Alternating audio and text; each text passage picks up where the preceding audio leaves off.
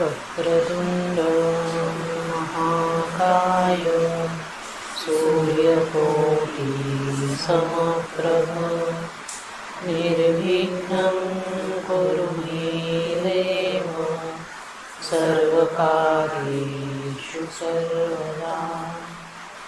सरस्वती नमस्तुभ्यं वरदे कामरूपे विद्यारम्भ करिष्यामि सिद्धिर्भवतु मे सदा। कस्तूरीतिलकं ललाटपटले वक्षस्थले कौस्तुभं नासाग्रे वरमौक्तिकं करतले वेणुकरे कङ्कणं सर्वाङ्गे हरिचन्दनं सुललितं कण्ठे च मुक्तावली गोपश्रीपरिवेष्टितो विजयते गोपालचूडामणि। कृष्णाय वासुदेवाय हरये परमात्मने प्रणतक्लेशनाशाय गोविन्दाय नमो नमः। नमस्ते भगवान् व्यास वेदशास्त्रार्थकोविदं ब्रह्मा विष्णु महेशानां मूर्ते सत्यवती सुतं शुकरूप प्रबोधज्ञ सर्वशास्त्रविशारद एतत्कथा प्रकाशेन ज्ञानं विनाशय।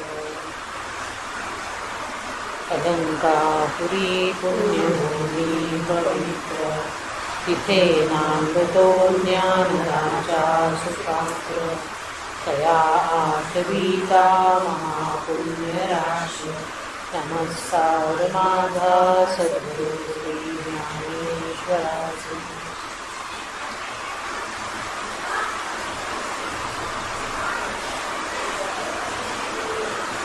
गोविंद राधे गोपाल राधे गोविंद राधे गोपाल राधे गोविंद राधे गोपाल राधे गोविंद राधे गोपाल राधे राधे राधे गोविंद गोविंद राधे राधे राधे गोविंद गोपाल राधे राधे राधे गोविंद गोविंद राधे राधे राधे गोविंद राधे गोविंद राधे गोपाल राधे गोविंद राधे गोपाल राधे गोविंद राधे गोपाल राधे गोविंद राधे गोपाल राधे राधे राधे गोविंद गोविंद राधे राधे राधे गोविंद गोविंद राधे राधे राधे गोविंद गोपाल राधे राधे राधे गोविंद गोपाल राधे गोविंद राधे गोपाल राधे गोविंद राधे गोपाल राधे गोविंद राधे राधे गोपाल राधे गोविंद राधे राधे गोपाल राधे राधे राधे गोविंद गोपाल राधे राधे राधे गोविंद गोपाल राधे राधे राधे गोविंद गोपाल राधे राधे राधे गोविंद गोपाल राधे राधे राधे गोविंद गोपाल राधे राधे राधे गोविंद गोपाल राधे गोपाल कृष्ण भगवान की जय। श्री ज्ञानेश्वर महाराज की जय। जय जय रघुवीर समर्थ। ओम नमो भगवते वासुदेवाय। भगवंताची आराधना त्यांनी केलेली आहे आणि जरी पशु पक्षी प्राण्यांचा जन्म त्यांना मिळाला तरी भगवंतांना ते विसरलेले नाहीत। ती भगवंताची स्मृती त्यांची जागृत राहते। म्हणून हरणाचं जीवन समाप्त झाल्यानंतर राजा भरत पुन्हा एका ब्राह्मणाच्या घरी जन्माला आले त्यांचं नाव जड भरत. ज्याची बुद्धी जड आहे, ज्या बुद्धीला पटकन कुठल्याही गोष्टींचं आकलन होत नाही, जिच्यामध्ये ज्ञान ग्रहण करण्याची क्षमता नसते, त्याला जड बुद्धी असं म्हटलं जातं. त्यांची अवस्था अशीच होती जड भरतांची. सावत्र भावांनी त्यांना त्यांच्या अशा अवस्थेमुळे अतिशय त्रास दिला. त्यांच्या वडिलांनी या जड भरतांना शिकवण्याचा खूप प्रयत्न केला, त्यांना यज्ञ पवित्र संस्कार केला, पण जड भरतांना अनेक वर्षांमध्ये गायत्री मंत्रसुद्धा स्पष्टपणे उच्चारता आला नाही. मंदबुद्धी ज्याला आपण म्हणतो तसे ते जडभरत आहेत. जडभरत नावाप्रमाणेच त्यांचं जीवन व्यतीत करत होते. कुणी उठावं, त्यांना कुठलंही काम सांगावं, ते आपलं हो हो करतो म्हणून त्यांना जमेल तसं ते काम करत असत. त्यांना नीट कामही जमत नसे. तसंच जे अन्न मिळेल त्याच्यावर त्यांचा उदरनिर्वाह होत होता. पण ते स्वरूप स्थितीमध्ये स्थिर असायचे. त्यांच्या पूर्व जीवनातील धर्मानुष्ठान आणि तत्वज्ञानाचा तो परिणाम होता. खरं तर जडभरतांना आपल्या पूर्वजन्मींच्या सगळ्या स्मृती जागृत होत्या, पण त्यांनी असं ठरवलं होतं की या जन्मी कोणाशीही बोलायचं नाही, आपलं ज्ञान प्रकट करायचं नाही. मागच्या जन्मी हरणाशी मी बोललो, त्याचा परिणाम मला हरिण व्हावं लागलं.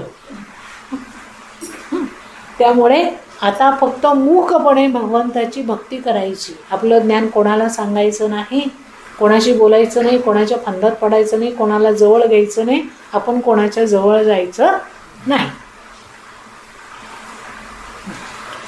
जडभरतांचे माता पिता यांचं निधन झाल्यानंतर ते मात्र मुक्त झाले, इकडे तिकडे भटकायला लागले. इतके दिवस आई वडील त्यांना प्रेमाने जवळ घ्यायचे, खाऊ पिऊ घालायचे, त्यांच्यावर प्रेम करायचे. आई वडील गेल्यानंतर त्यांचे सावत्र भाऊ होते, त्यांना छळायचे, त्रास द्यायचे, त्यांना नीट खायला प्यायला द्यायचे नाही, कसंही त्यांना वागवायचे. मग घरात राहण्यापेक्षा बाहेर पडलेलं बरं असं म्हणून ते घरातून निघून गेले. इकडे तिकडे भटकायला लागले. ते वेड्यासारखे दिसत असत. त्यांचा वेश सुद्धा ते नीट ठेवायचे नाहीत. पण एक क्षणभरही ते श्रीकृष्णांचं विस्मरण होऊ देत नव्हते. आतमध्ये बाहेरचा वेश बावळा जरी असला तरी आतमध्ये मात्र भगवान श्रीकृष्णांचं सातत्याने अनुसंधान ते करत होते. एके दिवशी जडभरत परमात्मा नारायणाची आराधना करत एका शेतामध्ये शांत बसलेले होते. एक भिल्ल राजा निपुत्रिक होता. त्याने एक नवस केला होता की जर मला संतान प्राप्त झाली तर मी भद्रकालीला माणसाचा बळी देईन. त्या भिल्लाला मुलगा झाला आणि त्याने सेवकांना आज्ञा दिली की बळी देण्याकरता एखादा चांगला तगडा माणूस शोधून आणा. ते जे भिल्लाचे सेवक होते ते लोक एक चांगला माणूस शोधावं करता निघाले. तर हे जडभरत एका शेतामध्ये शांत बसलेले होते. त्यांना वाटलं की हा चांगला माणूस दिसतोय, खाऊन पिऊन पुष्ट झालेला आहे. त्यांनी त्या जडभरताला उचललं, त्याला ते वेडा समजले आणि भद्रकालीच्या मंदिरामध्ये घेऊन आले. त्यांनी जडभरताला स्नान घातलं. बळी द्यायचं आहे ना, मग त्याला आधी स्नान बिन घातलं, त्याच्या अंगाला चंदन लावलं, गळ्यामध्ये छान माळा घातल्या फुलांच्या आणि त्याला उत्तम भोजन दिलं. नैवेद्य दिला त्याला, खा बाबा, छान दष्टपुष्ट आहेत, व्यवस्थित खा पी मजा कर. आरामात जडभरतांनी जेवणही केलं. त्यांना कुठलाही गम पस्तावा काही नव्हतं की आपलं पुढे काय करणार आहेत, काय नाही, काय. शांतपणे त्यांनी भोजन केलं. त्यानंतर त्या जडभरतांना मंदिरामध्ये नेण्यात आलं. जडभरताने देवीला मनोमन नमस्कार केला आणि नतमस्तक करून शांत चित्ताने ते देवीसमोर बसले. भिल्ल राजाने भद्रकालीची प्रार्थना केली आणि तो तलवार उपसून बळी देण्यास तयार झाला. तेव्हा कालीने पाहिलं की हा तर एक ब्रह्मज्ञानी आहे, समत्वनिष्ठ महात्मा आहे, याचं बलिदान माझ्यासमोर मी होऊ देणार नाही, असं म्हणून काली तिथे प्रत्यक्ष प्रकट झाली आणि तिने भिल्ल राजाच्या हातातली तलवार घेऊन त्या भिल्लाचं डोकं छाटून टाकलं. त्याच्याबरोबर आलेले जे लोक होती त्यांचंही तिने डोकं छाटून टाकलं. श्रीमद भागवतामध्ये असं म्हटलं आहे की जे महापुरुष असतात त्या महापुरुषांचे जे लोक अपराध करतात त्यांची हीच गती होते. म्हणून महापुरुषांचा, संतांचा, सद्गुरूंचा कधीही अपमान करू नये, त्यांना छळू नये, त्यांच्या स्वभावाचा गैरफायदा घेऊ नये, त्यांच्याशी लांडी लबाडी करू नये. ओके, आपल्यावर ते विश्वास ठेवतात, त्या विश्वासाचा गैरफायदा घेऊ नये. नाही तर जीवाची दशा जशी कालीने केली तशी होते. जडभरतांची अवस्था मात्र अशी होती की त्या लोकांप्रती, म्हणजे जे भिल्ल आणि त्यांचे सेवक होते त्या लोकांप्रती त्यांच्या मनामध्ये विषम भाव नव्हता. त्यांना खाऊ पिऊ घातले म्हणून त्यांच्याविषयी आत्मीयताही त्यांना वाटली नाही आणि तलवारीने ते आपल्याला मारायला आले तेव्हा मृत्यूची भीतीही त्यांना वाटली नाही. त्यांच्या दृष्टीने मान अपमान किंवा जन्ममरणामध्ये भेद नव्हता. शरीर येणार आणि जाणार पण आत्म्यावर त्याचा परिणाम होणार नाही अशी स्थितप्रज्ञ अवस्था त्यांनी प्राप्त केलेली होती. आता त्यांच्या जीवनामध्ये सिंधू देशाचा राजा रहुगुण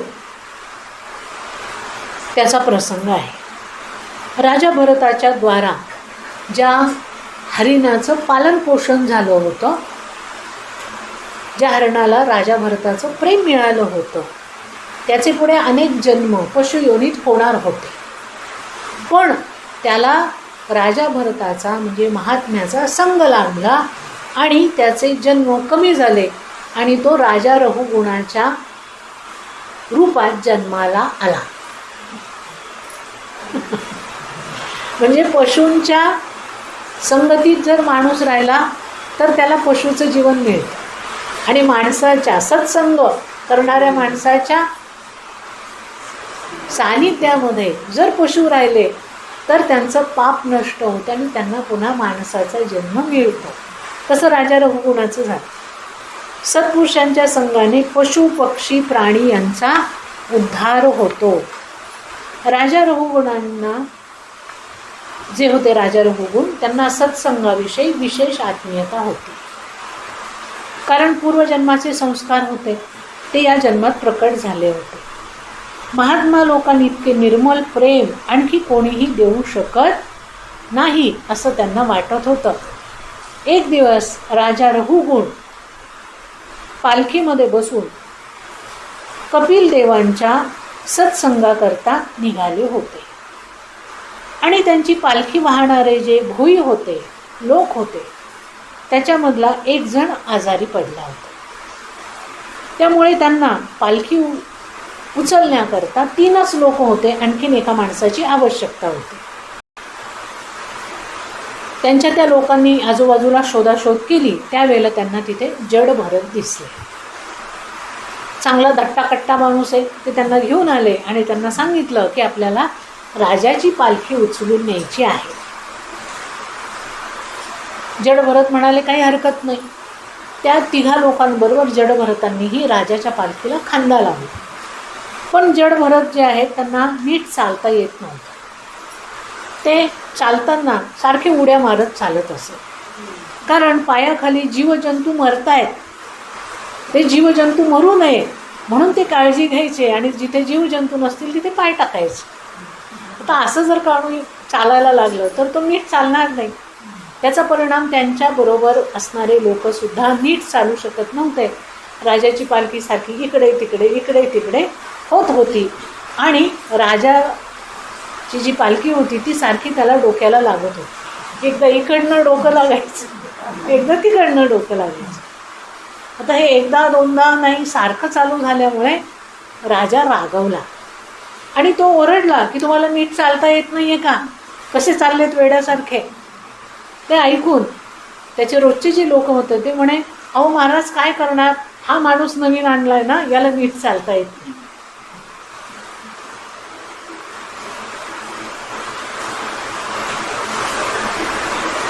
हा नवीन माणूस आलाय, हा गडबड करतोय. तेव्हा राजा जडभरत त्या रहुगुण राजा जडभरतांना म्हणाले, काय रे, तू काय उपाशी आहेस का? शरीर जर तुझं चांगलं दिसतंय, मग तुला नीट चालता येत नाही का? तू जर नीट चालला नाही तर मी आता तुला शिक्षा करेल. ते ऐकून जडभरत हसले आणि राजाला म्हणाले की राजा, हे संपूर्ण शरीर पंचमहाभूतांनी बनलेलं आहे. त्यामुळे कोणीही विद्वान नाही आणि कोणीही सामान्य पुरुष नाही.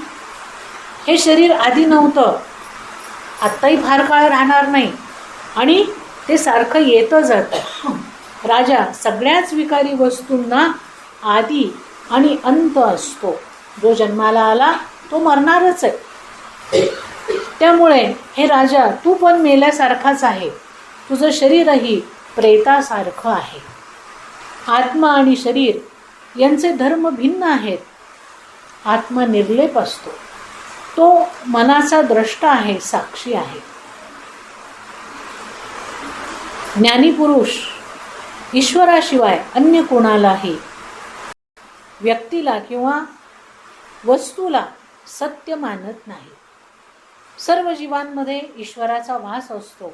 मग कोण राजा, कोण प्रजा, कोण कोणाला मारणार, कोणी कोणाला मारू शकत नाही, असं जडभरत एकदम राजाला म्हणाला.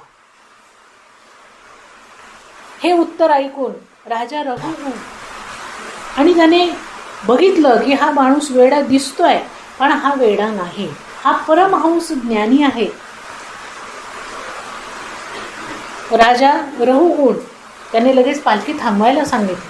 पटकन तो पालखीतून खाली उतरला आणि जडभरताच्या पाया पडला आणि त्याला म्हणाला की महाराज, आपण कोण आहात?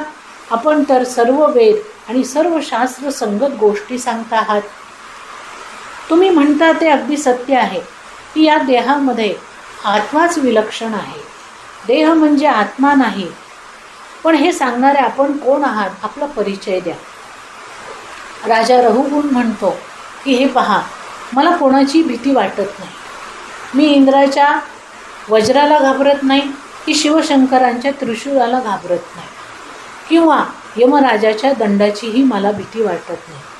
पण मला भीती याची वाटते की कोणा महात्म्याचा माझ्याकडून अपमान होऊ नये, माझ्याकडून तिरस्कार होऊ नये. हे सगळं जडभरत निर्विकार वृत्तीने ऐकत होते. रहुगणाने आपला अपमान केला किंवा सन्मान केला याचं त्यांना काहीही वाटत नव्हतं.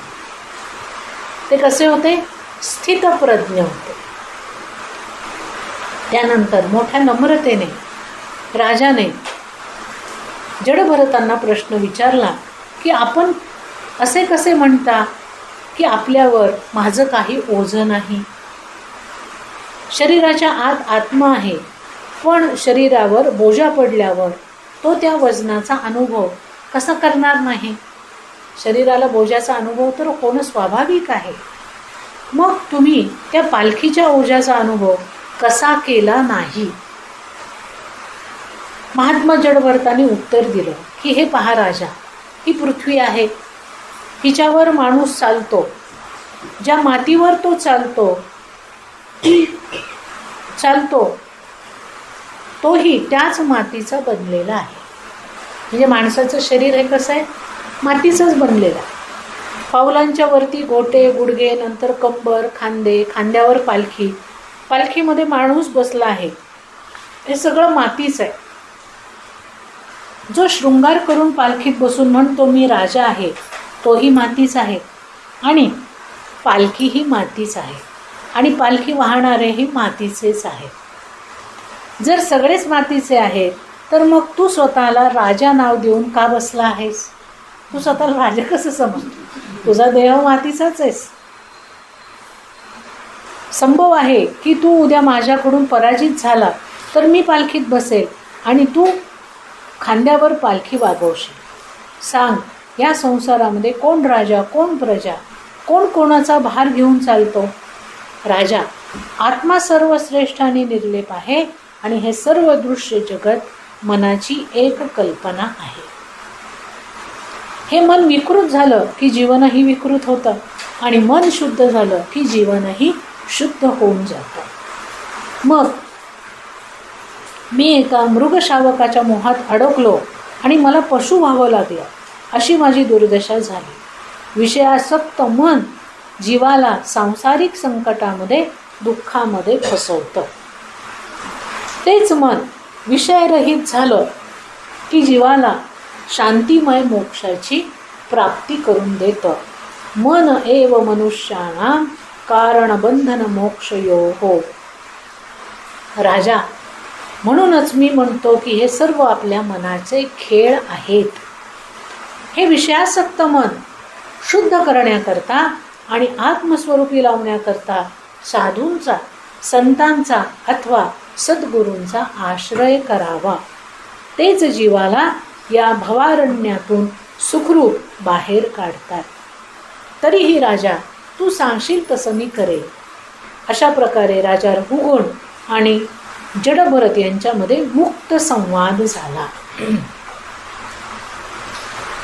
त्यानंतर या 5व्या स्कंदामध्ये राजा परीक्षिताने विचारल्यावर शुकदेवजी महाराजांनी भौगोलिक स्थितीचं वर्णन केलं. म्हणजे इथे राजा रघुगुण आणि जडभरत यांचा संवाद संपला. जडभरताकडून राजा रघुगुणाला आत्मज्ञानाची प्राप्ती झाली. सत्संगाचं हे उदाहरण त्यांनी दिले. त्यानंतर पुढचा स्कंद सुरू होतो आहे. या स्कंदामध्ये स्वच्छ सांगितलं आहे की द्वीप, वर्ष, खंड यांचं वर्णन म्हणजे भौतिक वस्तूंचं वर्णन नाही, तर अत्यंत विशाल अशा या विश्वामध्ये सगळीकडे भगवंताचंच रूप आहे. स्वतः भगवंतच या रूपामध्ये प्रकट होतात. म्हणून जर या विराट विश्वरूपी भूगोल खगोलाच्या रूपामध्ये भगवंताचं ध्यान केलं तर माणसाचं अंतःकरण शुद्ध होऊन जातं. त्याच्यामध्ये असणाऱ्या रागद्वेषांची निवृत्ती होते. जे काही आपल्याला पशु, पक्षी, प्राणी, वनस्पती, समुद्र, नद्या, डोंगर सगळं काही दिसतं, तर हे सगळ्या भगवंताचाच विस्तार आहे अशा दृष्टीने त्याच्याकडे पाहायला हवं.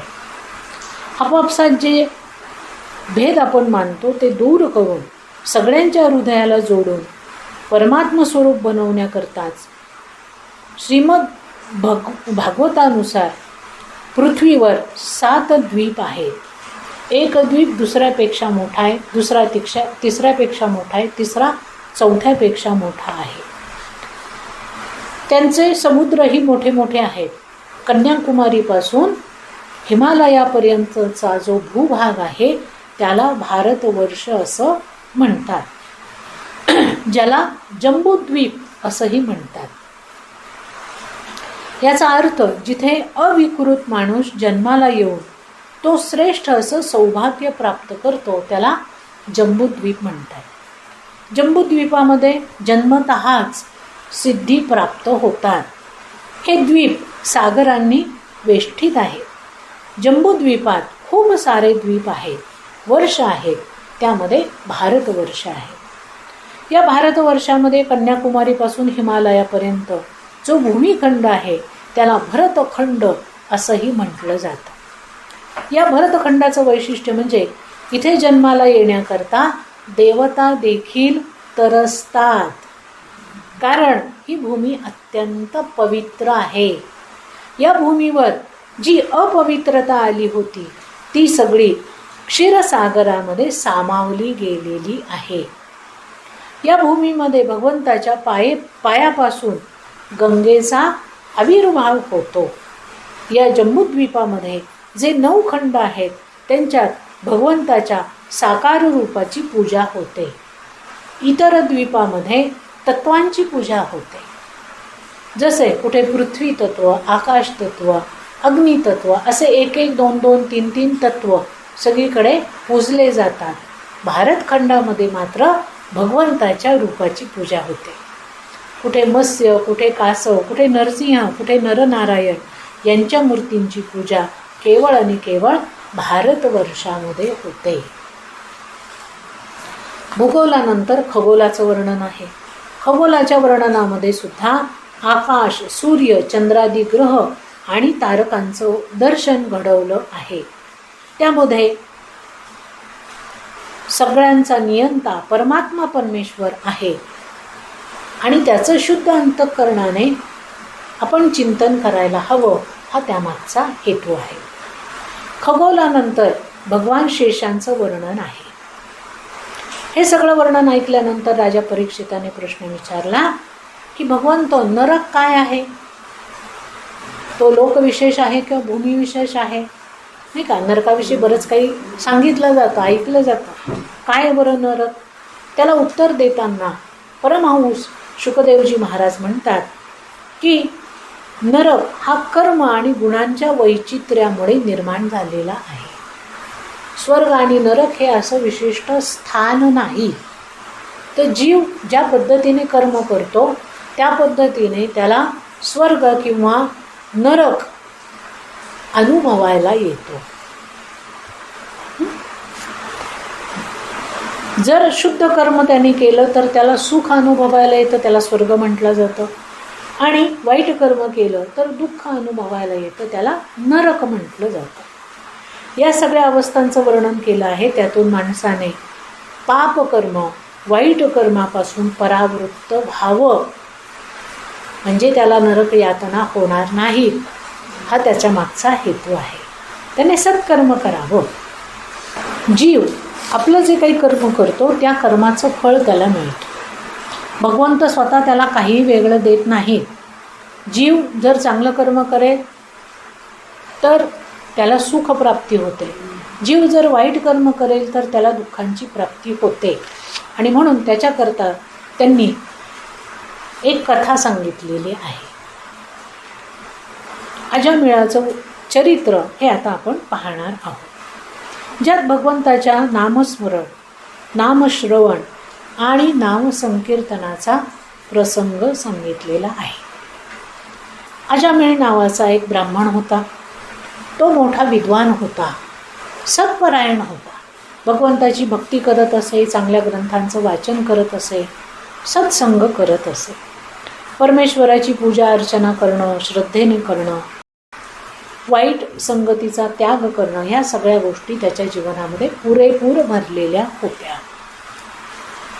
असं अत्यंत व्रतस्थ चांगलं जीवन जगत असताना एक दिवस तो वनामधून चाललेला असताना एका शूद्राला त्याने वेश्येशी कामक्रीडा करताना पाहिले आणि तो कामांध झाला.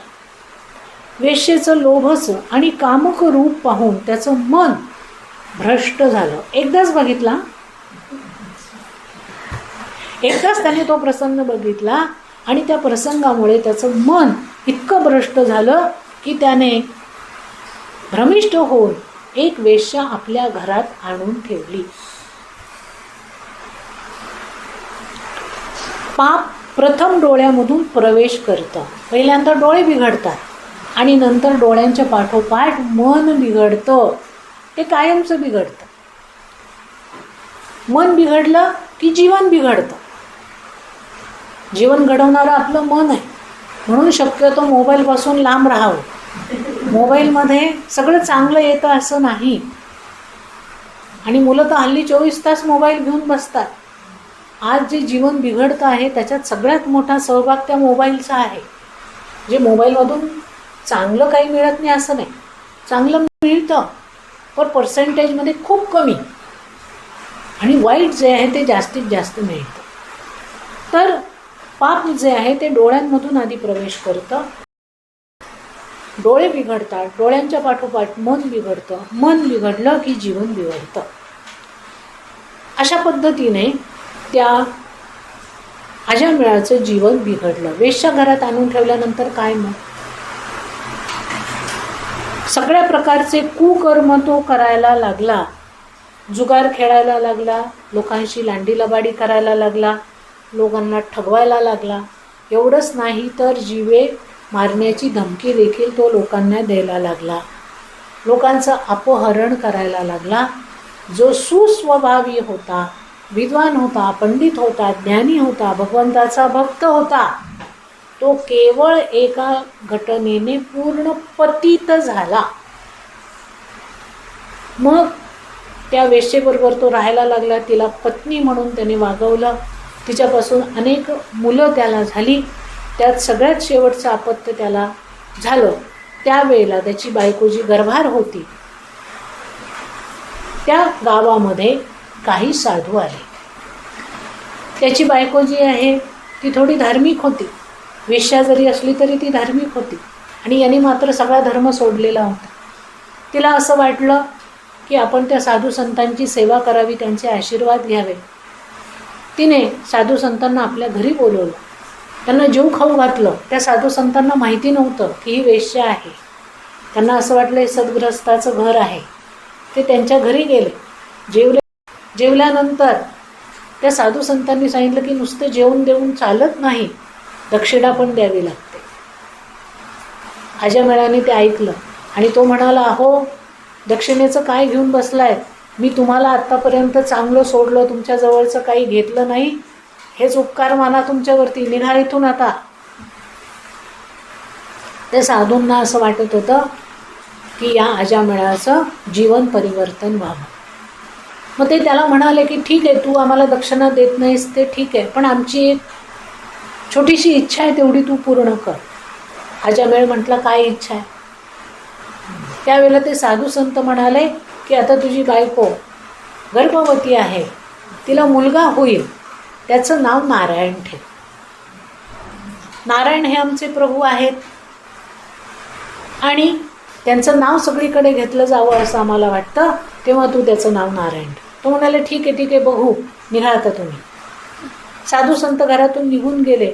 नंतर त्याची बायको बाळंतीण झाली, तिला मुलगा झाला आणि तिने पण हट्ट धरला की अहो या बाळाचं नाव आपण नारायण ठेवूया.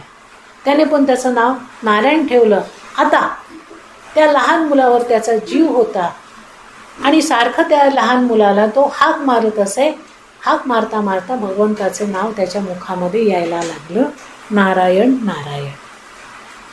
तो लहान मुलगा सगळीकडे खेळत होता आणि हा त्याच्या मागे मागे पळत होता. आता हा अजामेळ 80 वर्षाचा म्हातारा झाला होता. त्याचा मृत्यू येण्याआधीच 12 वर्ष यमदूत त्याला आधी घ्यायला आले. त्याला अपमृत्यू म्हणतात. मृत्यूची वेळ पूर्ण न होताच मृत्यू येतो. त्याप्रमाणे यमदूत त्याला घ्यायला आले. आपला अंतिम समय जवळ असं त्याला वाटलं आणि त्याने मुलाला म्हणजे नारायणाला घाबरून घाबरून हाका मारायला सुरुवात केली. त्याला यमदूत घ्यायला आले. ते अतिशय भयंकर दिसत होते. पापी माणसाला मृत्यू समयी अत्यंत भीती वाटते, कारण त्याला स्मरण होतं की आपण आत्तापर्यंत किती वाईट कृत्य केलं आहे, कर्म केलेलं आहे, आता आपल्याला नरकात जावं लागेल. यमदूतांपासून तो घाबरला आणि आपल्या लहान मुलाला नारायणाला जवळ बोलवायला लागले. त्याच्या तोंडातून नारायणाचं नाम येतात. भगवंताचे पार्षद सेवक तिथे पोहोचले आणि यमदूत तिथे होते. यमदूतांना त्यांनी बाहेर काढायला सुरुवात केली. दोघांमध्ये वादविवाद झाला. भगवंताचे दूत आणि यमदूत यांच्यामध्ये वादविवाद झाला. यमदूतांचं म्हणणं होतं की हा पापी आहे, याला आम्ही घेऊन जाणार, याला शिक्षा करणार.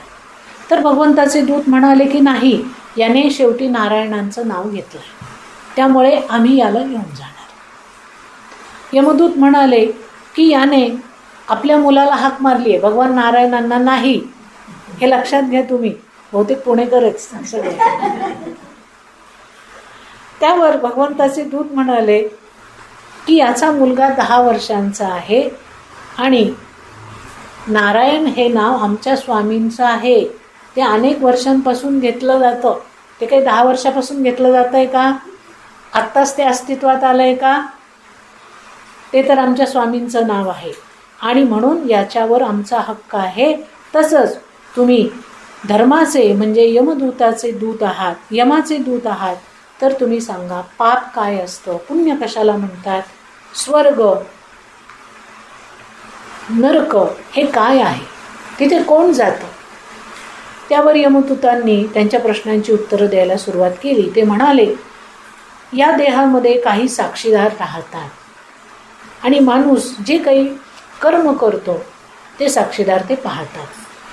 यमराजाजवळ गेल्यावर पापाचा पडदा उघडला जातो आणि त्याची शिक्षा दिली जाते. त्या शिक्षेमागे कठोरतेची भावना नसते, पण अंतःकरण शुद्धीचा भाव असतो. ज्याप्रमाणे खराब झालेलं भांडं गरम पाण्यामध्ये टाकलं जातं आणि घासलं जातं की जेणेकरून त्याच्यावरचा सगळा मल निघून जाईल, त्याप्रमाणे जीवाला शुद्ध करण्याकरता यमराज नरकामध्ये टाकतात. तिथे त्याची शुद्धी झाली की पुन्हा त्याला पुढची गती मिळते. हे ऐकून भगवंताचे दूत म्हणाले की तुम्ही केलेलं वर्णन स्मार्त धर्माप्रमाणे आहे. तुम्हाला भागवत धर्म माहिती आहे का? भागवतीय धर्म जीवाच्या शक्तीने संपादित होत नाही, तर भगवंताच्या कृपेने संपादित होतो. म्हणून भगवंतामध्ये एखाद्या जीवावर अनुग्रह करण्याची इच्छा झाली की तो अधिकार पाहत नाही. कुब्जा असेल, पुतना असेल, यांना भगवंत सद्गती देऊन टाकतात. त्यांनी काय काय पाप कर्म केले आहे ते भगवंत पाहत नाही. त्याप्रमाणेच भगवंताचे नामसुद्धा अनुग्रहाची मूर्ती आहे. जो गुण, जो स्वभाव, जो धर्म भगवंतामध्ये आहे, तोच स्वभाव, तोच गुण त्यांच्या नामामध्ये आहे. तो जीवकर्म, जीवाचे कर्म पाहत नाही, त्याचे कल्याण करतो. जीवाचं कल्याण त्याच्या कर्मानुसार नाही, तर भगवंताच्या कृपेने होतो. यालाच भागवतीय धर्म म्हणतात.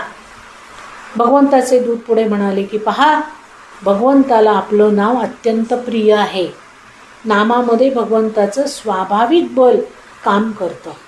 अजामिळाने मरताना मुलाच्या निमित्ताने का होईना भगवंताच्या नामाचं उच्चारण केलं आहे. त्यामुळे त्याला अनेक जन्मांचं त्याचं प्रायश्चित्त पूर्ण झालं आहे. भगवंताचा संकल्प नसता तर त्याच्या मुखातून भगवंताचं नाम आलंच नसतं. भगवंताची इच्छा आहे की त्याच्या मुलाचं नाव नारायण ठेवणं आणि त्याने सारखं नारायण नारायण नारायण नारायण करणं. नाम घेणाऱ्याचं कर्म न पाहता त्याच्या हृदयाशी भगवंत त्याला धरतात. हेच भगवंताची सर्वश्रेष्ठ कृपा आहे. साधनहीन आहे, कुसाधन आहे, पतित आहे, त्याच्यावरही भगवंत कृपा करतात. भगवंताच्या नावाचं उच्चारण कोणत्याही कारणानं झालं तरी पाप नष्ट होऊन जातात. भगवंताच्या दूताचं म्हणणं ऐकल्यानंतर यमराजाचे दूत निरुत्तर झाले आणि तिथून निघून गेले. अजामिळाला सोडून ते निघाले. त्याचा अपमृत्यू टळला. इकडे अजामिळ मनात भगवंताच्या सेवकांप्रती अत्यंत आदरभाव ठेवून अंथरुणावर पडल्या पडल्या दोघांचा संवाद ऐकत होता. त्याला आता पश्चाताप झाला आणि जे देवदूत आले होते त्यांना आपण नमस्कार करावा असं त्याच्या मनात येत असते. देवदूत तिथून निघून गेले. अजामिळ भगवंताच्या दूतांच्या साहाय्याने मृत्यूच्या फंदातून बाहेर आला होता. त्याला आता आपल्या वागण्याचा पश्चाताप झाला. त्याने दुराचार करणं सोडून दिलं, घर सोडून दिलं, त्या वेश्येला सोडून दिलं, जेवढे संबंध त्याने जोडले होते ते सगळे सोडून दिले आणि तो गंगा किनारी जाऊन राहिला. भगवंताचं भजन करायला लागला. हृदयापासून केलेल्या पश्चातापाने त्याचं सगळं पाप जळून गेलं. त्याचं चित्त शुद्ध झालं. तिथे अनेक वर्ष त्यांनी भगवंताची आराधना केली आणि त्याचं फळ म्हणून त्याला भगवंताची गती मिळाली. त्याचं जीवन मंगलमय झालं. इतकं भगवंताचं नाम मंगलमय आहे. इकडे यमदूत यमराजाकडे गेले आणि त्यांना म्हणाले, महाराज आम्हाला सांगा, आम्ही कोणाकडे जायचं आणि कोणाकडे नाही. या संसारामध्ये जीवनात पाप पुण्य यांच्यावर कोणाचं शासन आहे? आत्तापर्यंत आम्ही असं ऐकलं होतं की सगळ्या जीवनावरती तुमचं शासन असतं, पण आम्ही अजामेळाला आणायला गेलो तर तिथे 4 हात असणारे वनमाला पितंबरधारी दिव्य पुरुष मंद मंद स्मित करत आले होते आणि त्यांनी अजामेळाला आमच्या हातून सोडवून नेलं, आम्हाला तिरस्कारपूर्वक तिथून घालवून दिलं. त्यामुळे आता तुम्हीच सांगा आम्ही कुठं जायचं आणि कुठं नाही. यमराजांच्या ते लक्षात आलं आणि ते म्हणाले की माझ्याशिवाय या चराचरामध्ये अजून एक स्वामी आहे जे संपूर्ण सृष्टीच्या वस्त्रामध्ये ओतप्रोत भरलेले आहेत. स्वयं भगवंतानेच धर्माच्या मर्यादेची निर्मिती केली आहे. हे जाणणं फार कठीण आहे. मी जे जाणतो आणि माझ्याशिवाय स्वयंभू मनू, नारद, प्रल्हाद, शुकदेव आणि बली आदी सगळे जाणतात, अन्य कोणीही हे जाणू शकत नाही. अजामेळाच्या मृत्यूच्या वेळेला त्याने भगवंताचं नामस्मरण केलं, याचा अर्थ त्याच्यावरती भगवंताची मोहर उमटली. भगवंत स्वतः प्रेमी आहेत, त्यांना आपलं नाम घेतलेलं खूप खूप आवडतं. प्रकृतीच्या कणाकणामध्ये, अणुअणूमध्ये, परमाणूमध्ये सगळीकडे भगवंताच्या नामाचं उच्चारण सातत्याने चाललेलं असतं. जो माणूस भगवंताचं नामस्मरण करतो तिथे तुम्ही आता जाऊ नका असं यमराज आपल्या दूतांना सांगतात. पण अशा ठिकाणी जा की जिथे भगवंताचं नामस्मरण कधीही होत नाही. अशा प्रकारे अजामेळाच्या कथेतून आपल्या असं लक्षात येतं की अजा म्हणजे माया, अविद्येमध्ये मिसळून जाणं, मोहामध्ये फसणं. त्याला मुक्ती भगवंताच्या नामोच्चारणाने मिळते. भगवंताचं नामस्मरण करणाऱ्याचं मन कधीही भरकटत नाही. योग्य मार्गाने भगवंताचं नामस्मरण करणारा जातो आणि भगवंत त्याचं कल्याण करतात. अजामेळाचा प्रसंग सांगितल्यानंतर शुकदेवजी महाराजांना प्राचेतस दक्षाची कथा सांगायला सुरुवात केली. प्राचेतस दक्ष म्हणजे प्रचेतांचा मुलगा. जो आधीचा दक्ष होता त्याने आपलं जीवन संपवलं आणि प्रचेतांच्या पोटी तो जन्माला आला, त्याला प्राचेतस दक्ष असं म्हणतात. मागे गेलोय आता आपण.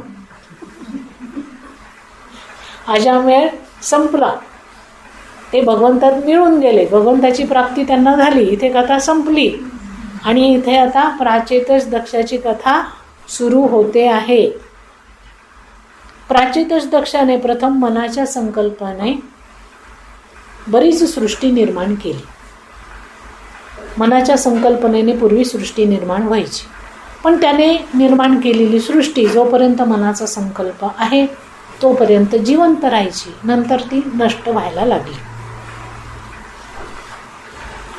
ते पाहून दक्ष प्रजापती निराश झाला आणि त्याच्या मनात असं आलं की आपण जे काम करतोय त्याला जी शक्ती पाहिजे ती कमी पडते आहे. त्याच्याकरता आपण आता तपश्चर्या करायला हवी. आणि म्हणून दक्ष विंध्याचल पर्वतावरती निघून गेला आणि तिथे त्याने तपस्या केली. त्याच्या तपस्येने प्रसन्न होऊन अष्टभुज भगवंत गरुडावर आरूढ होऊन त्याच्यासमोर प्रकट झाले. प्रजापतीने भगवंताची स्तुती केली आणि भगवंत प्रसन्न होऊन त्याला म्हणाले की तू आता मानससृष्टी निर्माण न करता मैथुनी सृष्टी निर्माण कर. त्यानंतर प्रजापतीने पंचजन्याची मुलगी असिकनी तिच्याबरोबर विवाह केला आणि त्यातून त्यांना हर्षव आणि शबलाश्व नावाचे अनेक पुत्र झाले. त्यांना दक्षाने सांगितलं की आता तुम्ही सृष्टी वाढवा. ते सृष्टी वाढवण्याकरता नारायण सरोवरामध्ये तपस्या करण्याकरता निघून गेले. बघा, विवाह करायला सांगितला तर आधी तपश्चर्या. तिथे नारदजी त्यांना भेटले. नारदजींनी विचारलं की तुम्ही कोण, काय, कुठे चाललात? त्यांनी सांगितलं आम्ही दक्ष प्रजापतीची मुलं आहोत, आम्हाला वडिलांनी तपश्चर्या करायला सांगितलेली आहे. नारदजी म्हणाले अहो तुम्ही तपश्चर्या करून काय करणार? म्हणे नाही, नंतर मग आम्ही आमची संतती वाढवणार, सृष्टी वाढवणार, संसार करणार. नारदजी म्हणे संसार करून कोणाचं भलं झालं आहे? संसार विंसाराच्या भानगडीत पडू नका, मी तुम्हाला एक मंत्र देतो, त्या मंत्राचं स्मरण करा. त्याप्रमाणे नारदजींनी त्यांना मंत्र दिला आणि त्यांना बालसन्यास देऊन टाकला. झालं. ही गोष्ट दक्ष प्रजापतीला समजली. त्यांना अत्यंत क्रोध आला आणि ते नारदजींकडे गेले आणि त्यांना बरंच काही उलटं सुलटं सुनावलं. स्वतः एक तर संसार केला नाही, लोकांना संसार करू देत नाही, मला जे काम सांगितलंय ते मला पूर्ण तुम्ही करू देत नाही, कशाला माझ्या कामाच्या मध्ये येत आहे, असं बरंचसं त्यांनी नारदांना सुनावलं. मी त्या मुलांना सृष्टी वाढवण्याकरता जन्माला घातलं होतं आणि तुम्ही त्यांना लहानपणीच संन्यासी करून टाकलं. त्यामुळे आता मी तुम्हाला शाप देतो की तुम्ही एका ठिकाणी 2 घडींपेक्षा जास्त काळ राहू शकणार नाही. असा शाप दक्ष प्रजापतीने नारदजींना देऊन टाकला. तो शाप ऐकून नारदजी प्रसन्न झाले. ते म्हणाले बरं झालं दक्षा, तू माझ्यावर खूप मोठा उपकार केला. काय उपकार केला? की एका ठिकाणी मला फार वेळ ठेवलं नाही. मी जर एका ठिकाणी राहिलो असतो तर झोपडी बांधली असती, झोपडीचा हळूहळू मठ झाला असता, मठामध्ये अनेक शिष्य आले असते, शिष्य आले असते, मग अर्थप्राप्ती झाली असती, मग मी भोगामध्ये आसक्त झालो असतो आणि भगवंताला विसरलं असतो. तू बरं केलं मला शाप दिला. मी एका ठिकाणी फार काळ राहणार नाही, त्यामुळे कुठे घर बांधणार नाही, दार बांधणार नाही, शिष्य गोळा करणार नाही, अर्थप्राप्ती होणार नाही आणि भगवंताला विसरणार. धन्यवाद धन्यवाद धन्यवाद, त्रिवार धन्यवाद. सगळ्या झंझटीपासून तू मला मुक्त केलं. शुकदेवजी महाराज म्हणतात की परीक्षित, नारदांनी मनात आणलं असतं तर त्यांनीही प्रजापतीला शाप दिला असता. तेवढी ताकद नारदांमध्ये होती, पण त्यांनी दक्षाला शाप दिला नाही. यालाच साधुता असं म्हणतात की त्यांच्यामध्ये बदला घेण्याची शक्ती बदला घेण्याची बुद्धी नसते, तर परोपकार करण्याची बुद्धी त्यांची असते.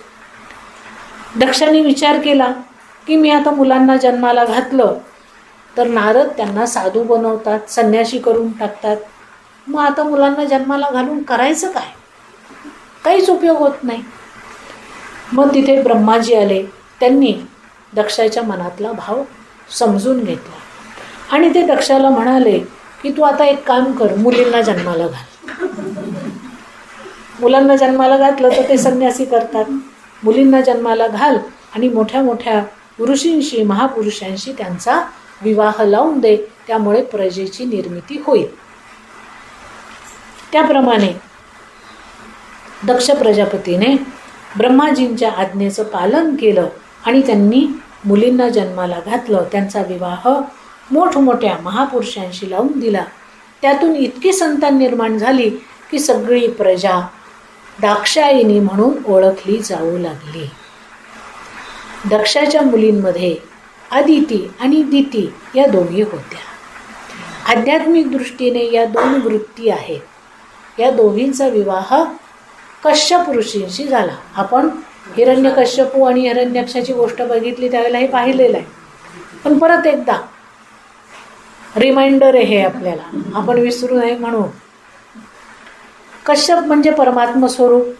त्यांच्या एका पत्नीचं नाव अदिती आहे, जी सगळ्यांमध्ये मिळून मिसळून राहणारी आहे, जी देवतांना जन्माला घालते. आणि दुसरी पत्नी आहे दिती.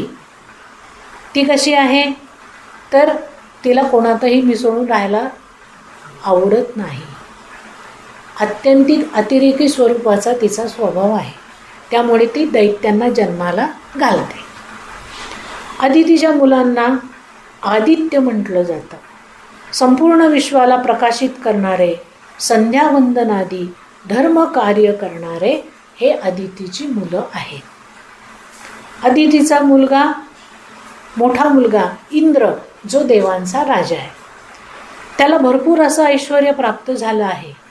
आणि ऐश्वर प्राप्त झालं की काही काळाने माणसाच्या मर्यादा सुटतात. माणूस स्वैर वागायला लागतो, त्याच्यामध्ये अभिमान येतो आणि मग धर्माचं, सदाचाराच्या मर्यादांचं उल्लंघन माणसाकडून व्हायला लागतं. एकदा राजा इंद्र आपल्या सभेमध्ये बसलेला असताना तिथे देवतांचे गुरु बृहस्पती महाराज आले. म्हणजे ते इंद्राचे पण गुरु आहेत. गुरु आल्यानंतर त्यांचा मान ठेवण्याकरता उठून उभं राहून त्यांना अभिवादन करायचं असतं. ही फॉर्मॅलिटी असते, ही सांगण्याची गरज नसते. पण हा इंद्र आहे, देवांचा राजा. त्याला असं वाटलं गुरुजी यंदा आले तर बसतील, मी राजा आहे, मी का त्यांना अभिवादन करू. बृहस्पतींनी विचार केला की याची बुद्धी फिरली, भ्रष्ट झाली आहे, याला आता शासन करायला हवं. त्याच्यामध्ये अभिमान आलाय आणि त्याचा अभिमान दूर करण्याकरता बृहस्पतींनी देवांचा त्याग केला आणि इंद्राला शाप दिला की तू दरिद्री होशील, लक्ष्मी तुला सोडून निघून जाईल. बृहस्पतींनी शाप दिल्याबरोबर इंद्र श्रीहीन झाला, त्याच्याकडची सगळी संपत्ती नष्ट झाली आणि तो रानावनामध्ये हिंडायला लागला. त्याचं राज्य गेलं. कारण इंद्र हे पद असतं, इंद्र हे पद आहे. जसं पंतप्रधान हे पद आहे, मुख्यमंत्री हे पद आहे, तसं इंद्र हे देखील पद आहे. तो पदावरनं च्युत झाला. ही गोष्ट दैत्यांना कळली आणि या गोष्टीचा फायदा घेण्याकरता ते शुक्राचार्यांकडे गेले. देवगुरु बृहस्पतींजवळ बुद्धी आहे, तर दैत्यगुरु शुक्राचार्यांजवळ शक्ती आहे, वीर्य आहे, मंत्र आहेत, तंत्र आहेत. या शक्तीमुळे शुक्राचार्य दैत्यांना वाढवत होते. त्या शुक्राचार्यांनी दैत्यांना सांगितलं की तुम्ही देवांवरती आक्रमण करा.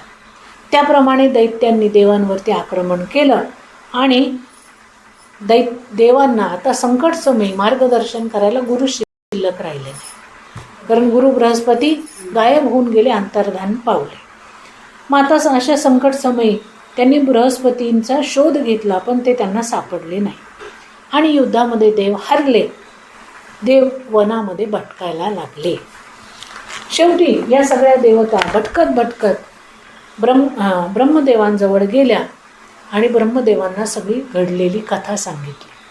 ब्रह्मदेवांनी त्यांची चांगली खरडपट्टी काढली की तुम्हाला तुमच्या गुरूंशी नीट वागता येत नाही का, त्यांचा मान सन्मान ठेवता येत नाही का. आता अशा संकट प्रसंगी तुम्हाला कोण मार्गदर्शन करणार. त्यामुळे तुम्हाला गुरु हे हवे आहेत. तर देवतांना ब्रह्माजींनी सांगितलं की आत्ता तात्पुरतं जोपर्यंत बृहस्पती येत नाहीत तोपर्यंत तुम्ही कुणाला तरी गुरु करा आणि त्यांचं मार्गदर्शन घ्या या संकटातून मुक्त होण्यासाठी. इथे आपण थांबूया. पुढचा कथाभाग उद्या पाहू. ठीक आहे.